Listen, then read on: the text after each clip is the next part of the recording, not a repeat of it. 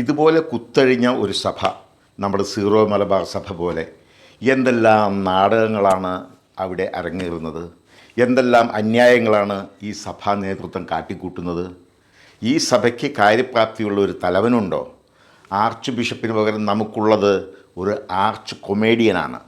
അദ്ദേഹം ഇപ്പോൾ എറണാകുളത്തിൻ്റെ ആസ്ഥാന കൊമേഡിയൻ ആയി സ്ഥാനമേറ്റിട്ടുണ്ട്. ആ സ്ഥിതിക്ക് അദ്ദേഹം തെണ്ടിത്തിരിയിലൊക്കെ നിർത്തി ഇനിയെങ്കിലും എറണാകുളത്ത് അടങ്ങി ഒതുങ്ങിയിരിക്കും എന്ന് വിശ്വസിക്കുന്നു. ഊരു ചുറ്റുവാൻ ഇപ്പോൾ ആലഞ്ചേരി ഉണ്ടല്ലോ. അശേഷം ഉളുപ്പില്ലാത്ത ഒരു ജന്മം. എറണാകുളം മേജർ അതിരൂപതയിലെ അഡ്മിനിസ്ട്രേറ്റർമാരുടെ കസേര ചുറ്റിക്കളി ഏതാണ്ട് അവസാനിച്ചു എന്ന് പറയാം. അവസാനം കസേര കിട്ടിയത് പാമ്പ്ലാനി എന്ന സ്ഥാനമോഹിക്ക്. പറഞ്ഞ് കൊതിപ്പിച്ചിട്ട് മൂഞ്ചിച്ച് കൈ തരുന്നതിലാണ് അദ്ദേഹത്തിൻ്റെ ഡോക്ടറേറ്റ് എന്ന് തോന്നുന്നു. അതുപോലുള്ളൊരു വിദ്വാനാണ് അദ്ദേഹം.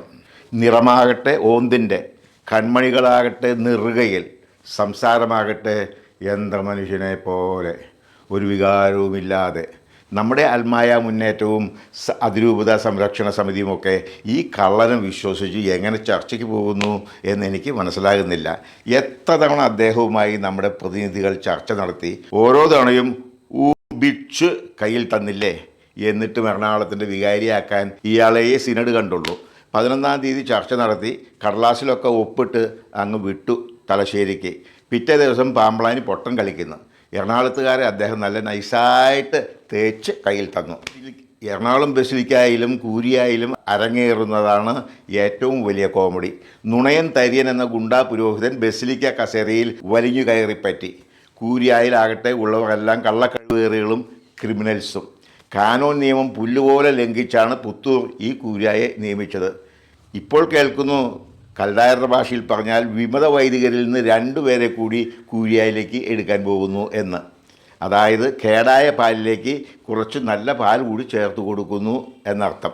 അതിന് തയ്യാറാകത്തക്ക അത്രയ്ക്ക് അതപ്പതിച്ച തരം താഴ്ന്ന ആരും തന്നെ നമ്മുടെ ഈ വിമത വൈദികരിൽ ഉണ്ടാകും എന്ന് ഞാൻ വിശ്വസിക്കുന്നില്ല. എറണാകുളത്ത് കൽദായ കൃഷി അസാധ്യമാണ്. ജനകോടികളുടെ ആവശ്യം, അവരുടെ സ്വരം നിങ്ങൾ കേട്ടില്ലേ? അതോ നിങ്ങൾ ബിഷപ്പുമാരെ നിങ്ങൾ ബധിരന്മാരാണോ? അവരുടെ ഐക്യം നിങ്ങൾ നേരിൽ കണ്ടതല്ലേ? അതോ നിങ്ങൾ വെറും അന്ധന്മാരാണോ? കണ്ടില്ല എന്ന് നടിക്കുകയാണോ? ഏതായാലും മേജറിനോടും പാമ്പ്ലാനിയോടും എറണാകുളത്തെ ജനങ്ങൾ ഒറ്റ സ്വരത്തിൽ പറയുകയാണ്, നിങ്ങളുടെ ഈ അഭ്യാസങ്ങൾ ഇവിടെ നിർത്തുക. 11-ാം തീയതിയിലെ പോലെ ഇനിയും ഒരു ജനക്കൂട്ടം അരമനയുടെ മുമ്പിൽ ഒന്നിച്ചു കൂടുവാൻ നിങ്ങൾ ഇടവരുത്തരുത് പ്ലീസ്. അത് നമ്മൾ ഇരുവരുടെയും ആരോഗ്യത്തിന് ഹാനികരമായിരിക്കും. Thank you very much.